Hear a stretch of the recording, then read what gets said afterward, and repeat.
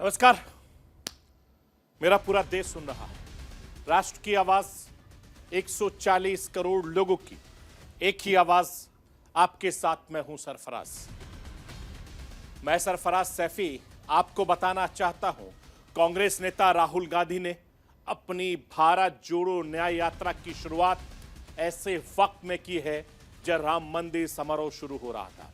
राहुल गांधी का शायद इरादा ही था कि राम मंदिर प्राण प्रतिष्ठा समारोह में बीजेपी को होने वाले राजनीतिक फायदे को रोका जा सके। राहुल गांधी की यात्रा तो नरेंद्र मोदी और बीजेपी पर हमलों से शुरू हुई थी, लेकिन असम आते आते राहुल गांधी की न्याय यात्रा राहुल बनाम मोदी की जगह राहुल बनाम हेमंत विश्वा शर्मा हो जाएगा। आखिर कैसे हो गया?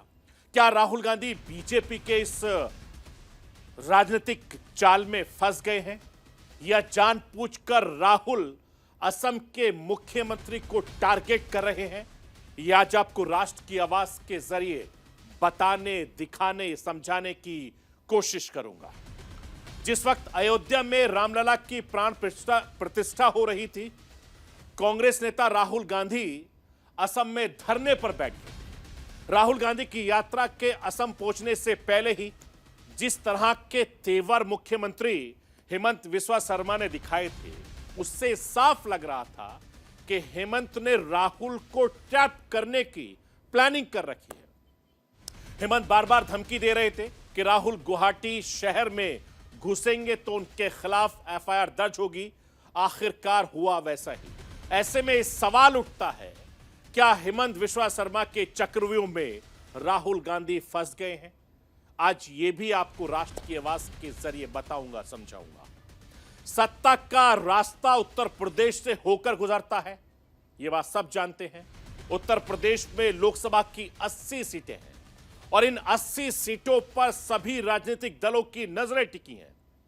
कांग्रेस ने भी यात्रा में सबसे ज्यादा फोकस जिन राज्यों पर किया है, वो उसमें उत्तर प्रदेश भी है। फिलहाल उत्तर प्रदेश में बीजेपी का दबदबा है। कांग्रेस उत्तर प्रदेश में इस बार ज्यादा से ज्यादा सीट जीतना चाहती है, लेकिन फिलहाल कांग्रेस के हालात उत्तर प्रदेश में अच्छे नहीं है। पूरब से पश्चिम तक सभी राज्यों में बेहद खराब है।